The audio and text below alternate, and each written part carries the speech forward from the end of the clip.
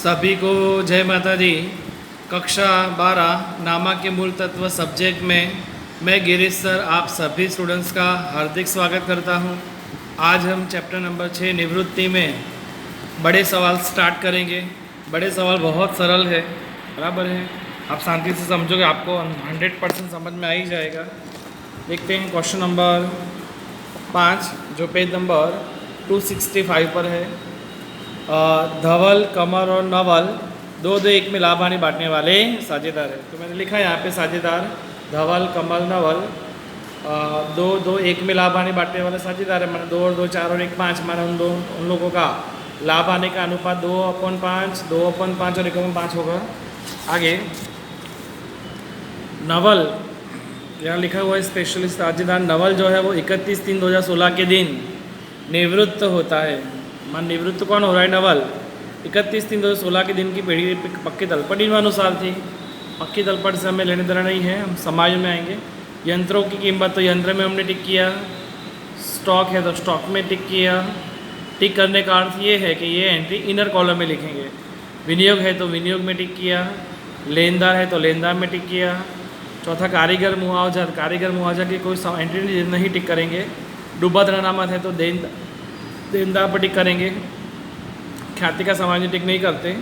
रोजनामचा लिखकर आवश्यक खाता तैयार करें और नई पीढ़ी की पक्की तल पर तैयार कीजिए। निवृत्ति के अंदर हम फर्स्ट ऑफ ऑल पुनः मूल्यांकन खाता बनाएंगे।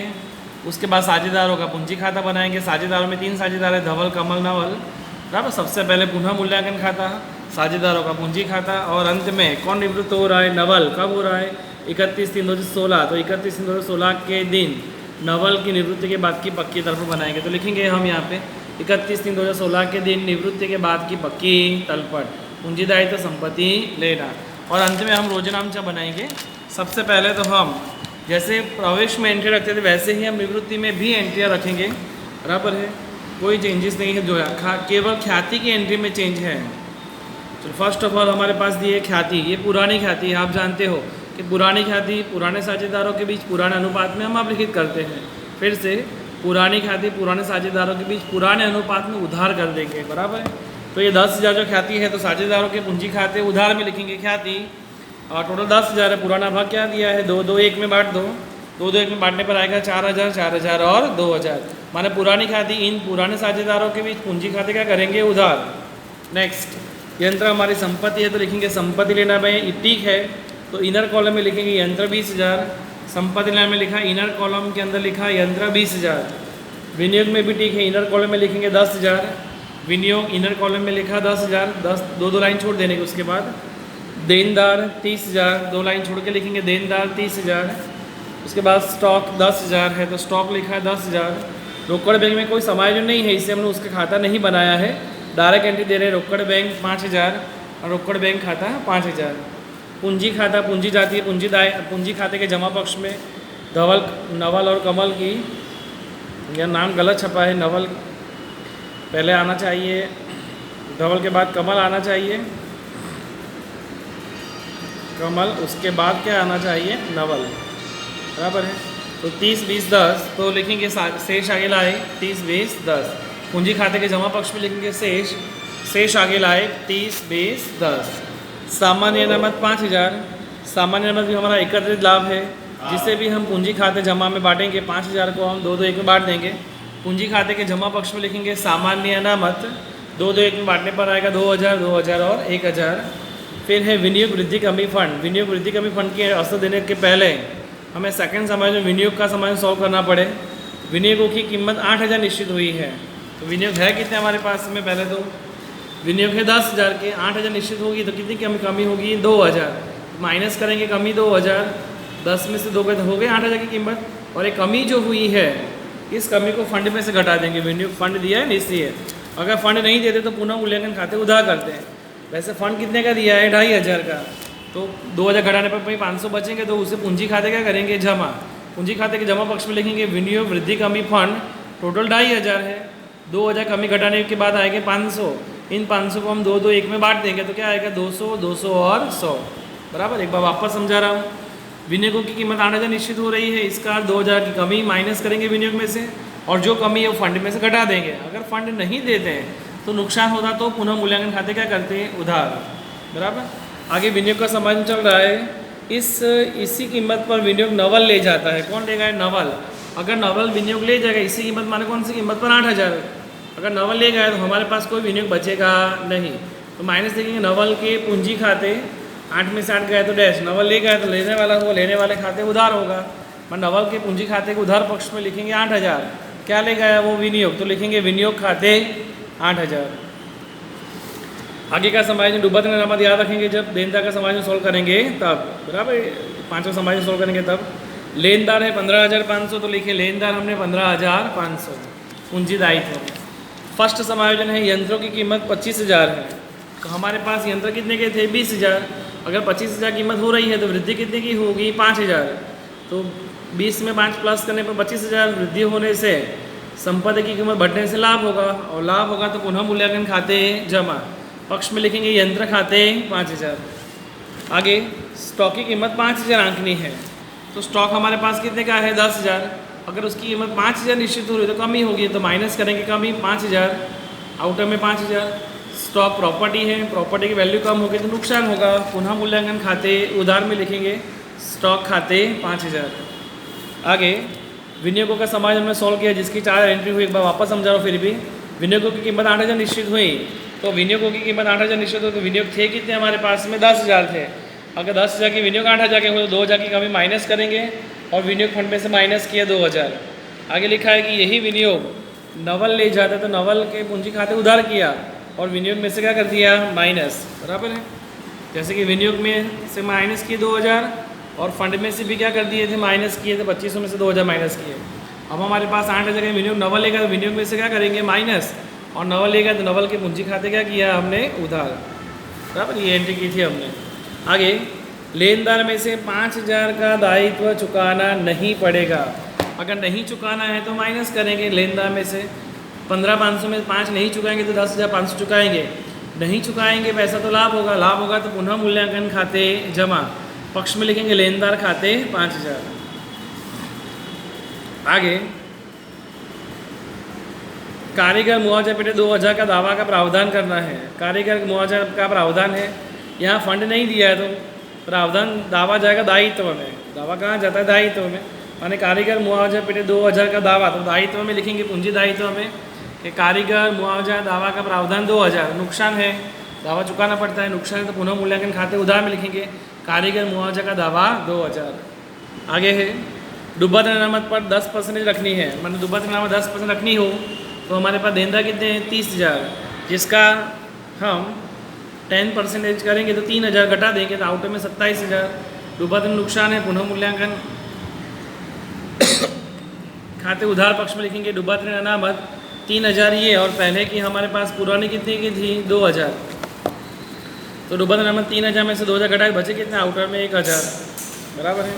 आगे ख्याति की का मूल्यांकन 40,000 किया गया। ख्याति की एंट्री देखते हैं कैसे करेंगे हम।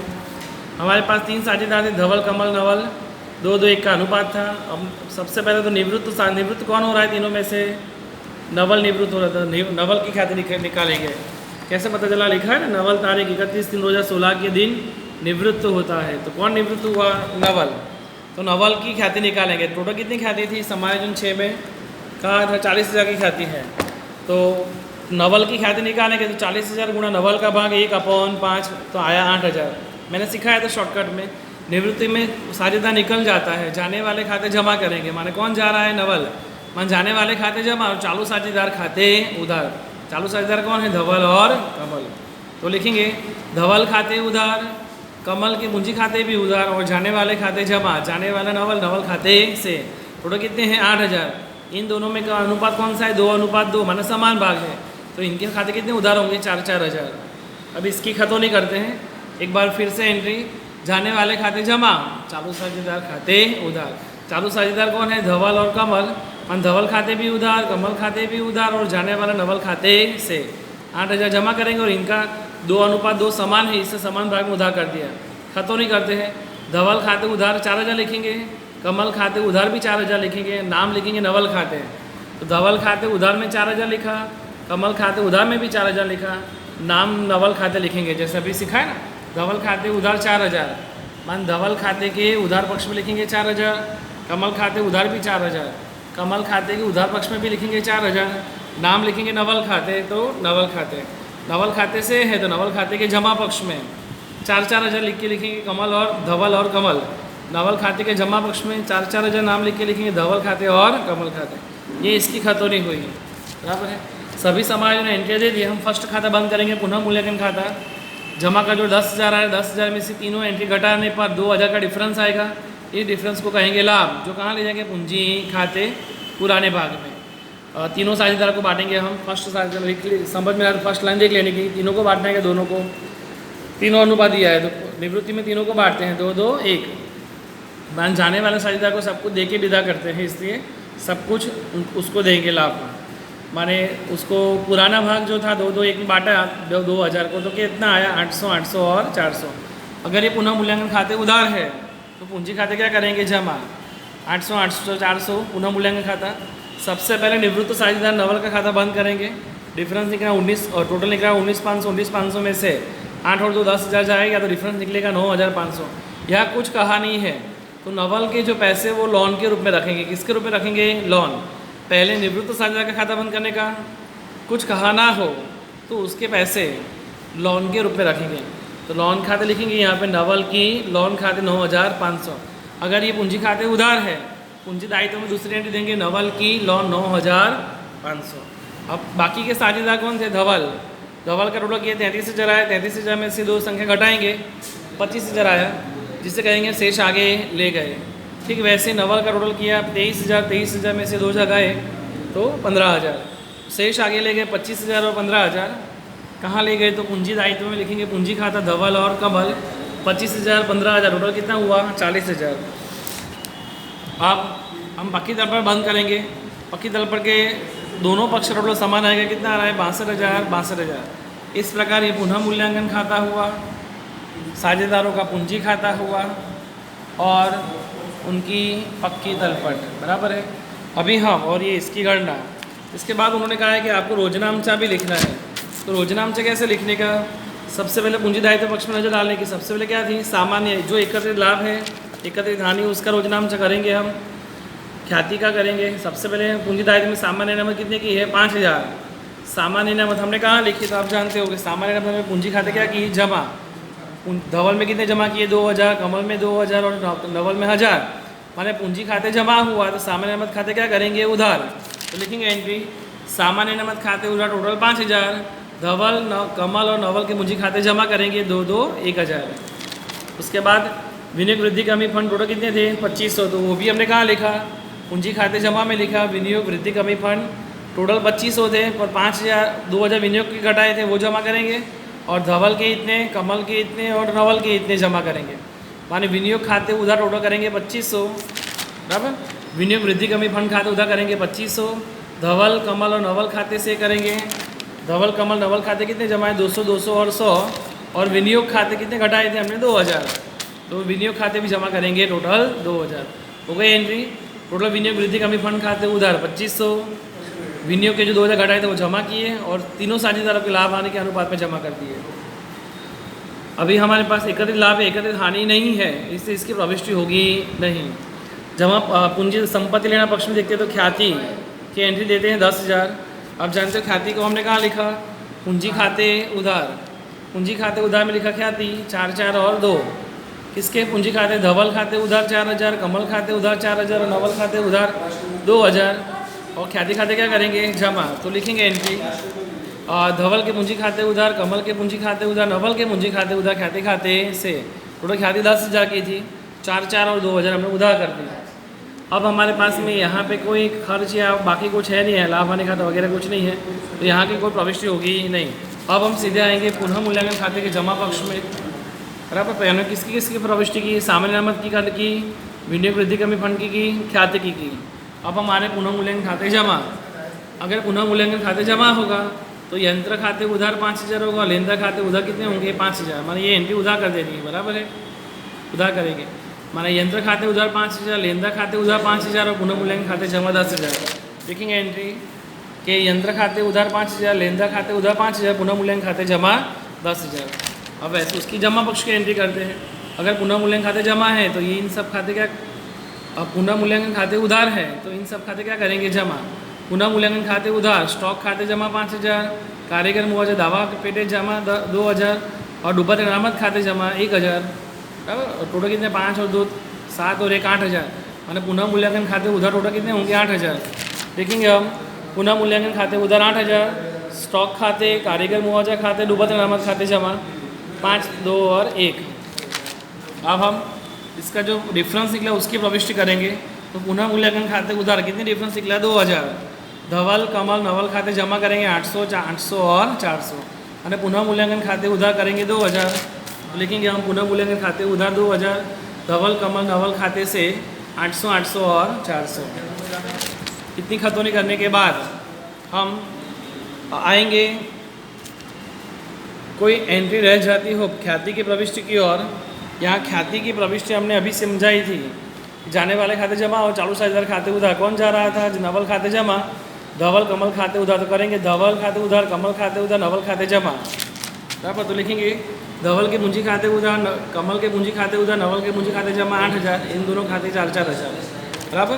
अब कोई एंट्री, कोई साझेदार कोई संपत्ति लेगा तो उसकी एंट्री करेंगे। यहाँ कौन संपत्ति ले गया था, नवल ले जाता था।